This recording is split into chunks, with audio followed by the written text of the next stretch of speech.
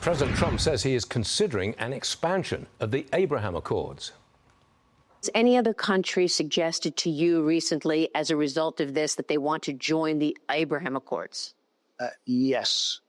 So we have some really great countries in there. I actually thought we had a period of time where I thought Iran would join the Abraham Accords along with everybody else.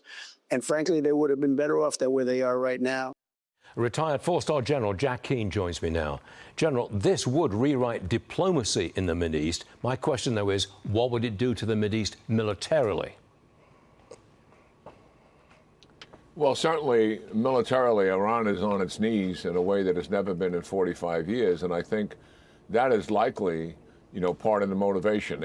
After all, the reason why October the 7th occurred is because Iran and Hamas recognized full well that Saudi Arabia was getting closer by the month to the Abraham Accords and normalizing relations with Israel.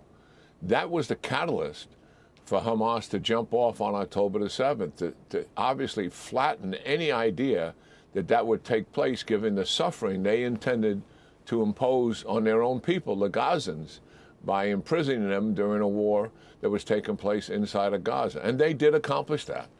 It's unlikely, I think, that something could take place with the Arab states in the Middle East until such time as the war in Gaza is terminated. They have said as much, privately to the Israelis, as well as to the United States. But are we on a path to the Abraham Accords? You betcha.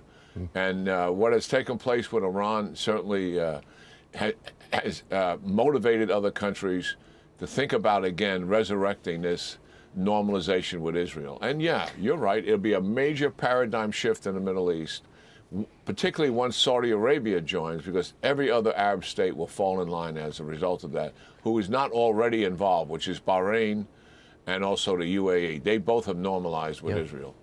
General, listen to what Trump had to say about the state of our country and Iran's nuclear sites.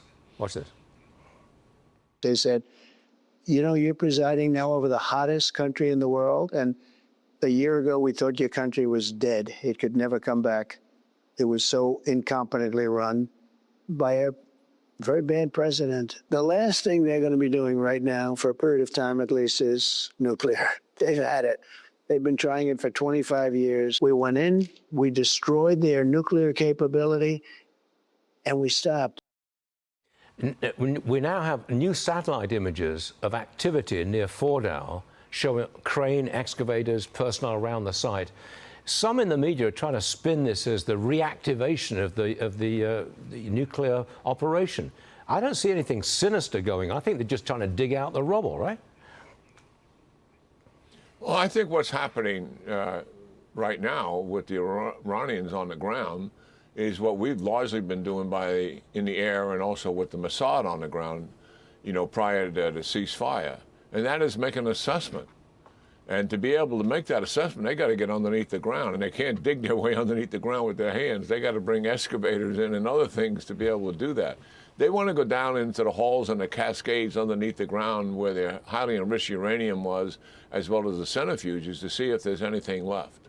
And I think the facts speak for themselves, and we got to go with facts. And I believe the facts are being held by Israeli intelligence and United States intelligence, and what they have released publicly is that the enterprise, the whole nuclear enterprise, is someplace between severely damaged or completely destroyed, depending on the site. And the program is set back a number of years. And we're likely going to find out more, but I think that's a reflection of fact-based analysis on where we are right now. And the Iranians are trying to make that determination, obviously, for themselves. But here's what I think we got to remember here, is the Iranians never seriously negotiated a voluntary dismantling of the program, because they built a program that had redundancy and resiliency in it, 12 sites, multiple replication of capabilities at those sites, some of the sites under the ground, impregnable in their minds. They believed they could survive an airstrike, absorb that airstrike, and then recover and rebuild. And that is what they're trying to do here. I believe the Iranians have not given up on the idea of having a nuclear weapon. And why is that? because it's all about preserving the regime. If you got a nuclear weapon, it's unlike that an adversary would attack you, given you have a nuclear weapon. Quickly. That is where they are. And if they can recover, they will. And if they start to recover, Stuart, and put capability back in, we got to hit it. Yep. We don't wait until it gets to be highly enriched and almost weaponized. Quickly on this one, General. Israel-aligned hackers launched cyber attacks during the 12-day war, shut down Iran's state bank, shut down the crypto exchange, cash machines not working, communications intermittent, internet intermittent. Are these cyber attacks the new face of modern warfare? Oh, yeah, absolutely.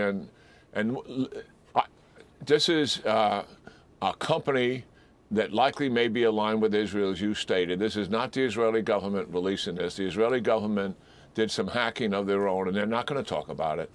But they went after their financial sector and did some real damage. We know for a fact that a cyber espionage and cyber attack on the United States, if conflict occurs, physical kinetic conflict occurs in the Pacific, like over the South China Sea or Taiwan, that they would attack us at home in our critical infrastructure to break the American people's will to support the war. Telecommunications systems shut it down, drug distribution shut it down, food supply go after that, and yes, our financial system. Our agencies have alerted us to the fact that they already are in some of these systems, sleeping and waiting. And that is how dangerous this cyber espionage business is. It's here to stay, Stuart. Got it. General, always a pleasure. Thank you very much for joining us. I know we'll see you again real soon. General Keane, thank you.